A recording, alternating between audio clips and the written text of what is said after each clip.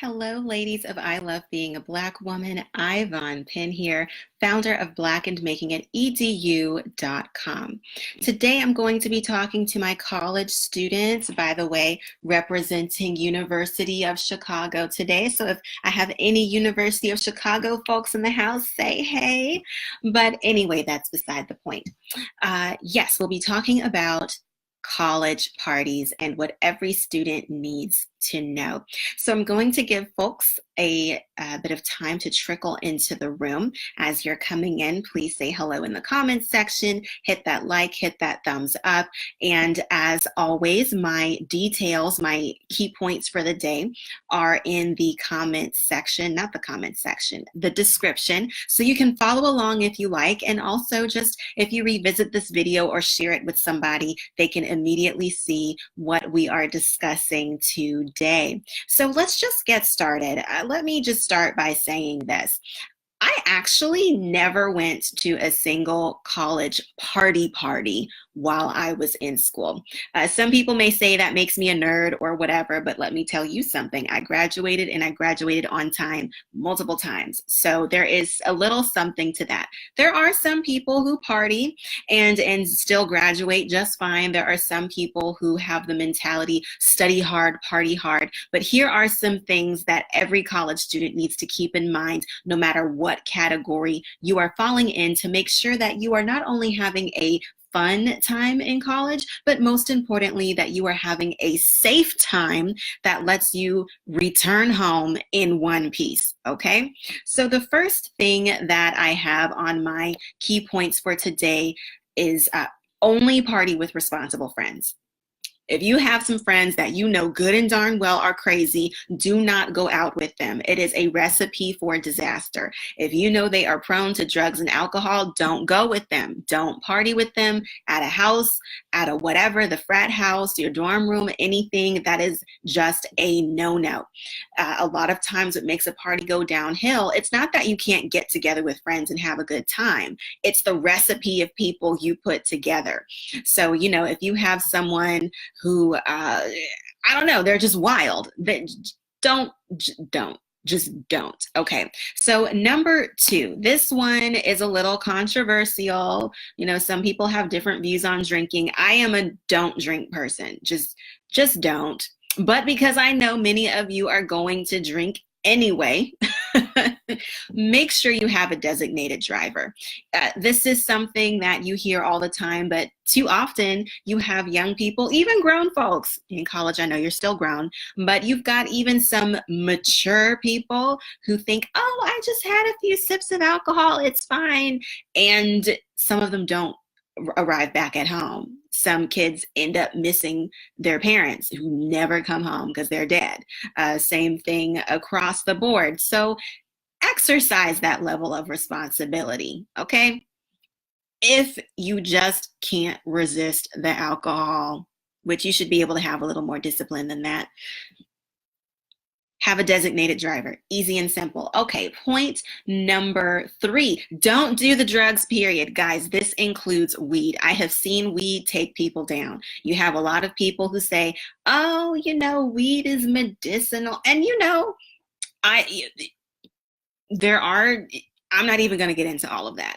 The world of science and the studies that they're conducting and how it may or may not help people. You also have individuals, you have those who say, oh, it's been helpful for me. And then you have people who are saying in the science community, guys, all the studies haven't been finished yet before you just go headlong into smoking up some weed. We don't know all the ramifications that has on the body yet.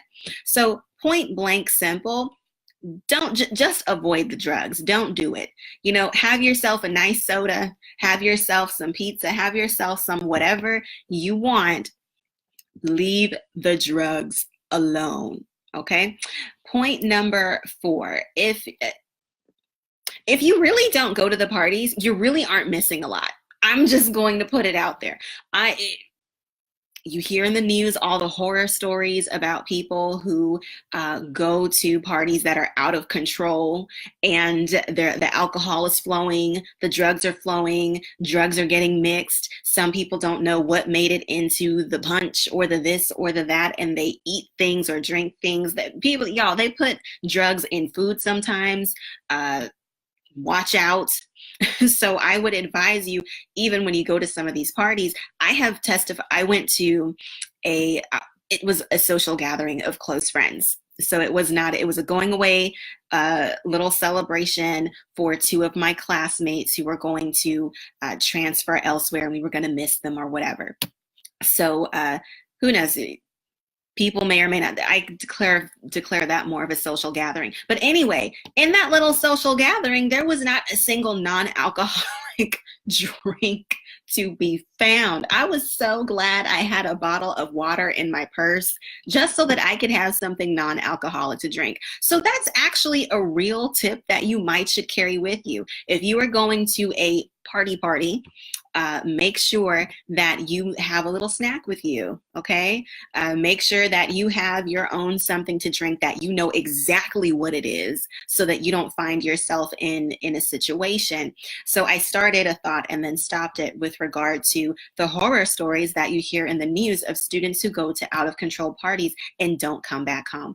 I can testify from people that I know during my time in school that this is true. There was a young lady who was at a party, was taking in a whole lot of alcohol, and Sister Girl was out. And as it goes, students start to fear that they're going to be in trouble if there is someone at the party who's not responding, like something's wrong, and they're afraid to call for help. Well, people didn't call for help for a while, and she ended up in the hospital. Now, thank God she came out okay, but young people, this is real. I understand wanting to socialize. I understand wanting to go to parties maybe, but keep in mind, I categorize it like this. You have the social gatherings with your close ring of friends that you know you can trust. And then you have just that wild alcohol everywhere, drugs everywhere. And don't think that there's a single campus that doesn't have the wild parties. They are there. They are there. And also, let's keep this in mind. A party doesn't have to, a wild, out of control party can be a small group of people. So let me make that clarification as well. That goes back to point number one of hanging out with responsible individuals. So if it so happens that you just didn't go to the parties, as I'll say, you're really going to be okay. Just, you hear about who did what with who afterwards, and who drank this and who took that and who this and that, who got in this fight, it's not worth it. It really isn't worth it. I promise you, later in life, you won't even miss it. You will not miss it. Point number 5, that some people may feel like this is a given, but what do we have here? Oh, thank you guys in the comments section for jumping in the conversation. Okay, so yes, point number 5. This, I almost hate to say this one. There were a lot of obvious points on this list, but people just need to be reminded. If your homework is not done, you don't get to go to the party. I am just saying, you would be surprised at how many students choose socialization with friends over their studies. Now, you can hang out with anybody anytime and over the whole course of your life, but you are in school paying to learn what you need to learn and graduate with the degree you went there to get. So if you aren't really prepared for that test, don't go to the party. Have your friends bring you something back, maybe if you know you can trust them. Make sure, and even make pacts with your friends. If you have classmates that are in the same classes as you are, bind together, come together and have an agreement between yourselves that says, we aren't going to go hang out, not even with each other unless it's homework, until the work gets done. And then after that, Go to the movies, go to the mall, go do whatever it is you want to do. But do not sacrifice your grade because you want it to go to the party. It's not worth it. It's not smart. That's not how to be Black and making it. Okay, folks, that is all I have today.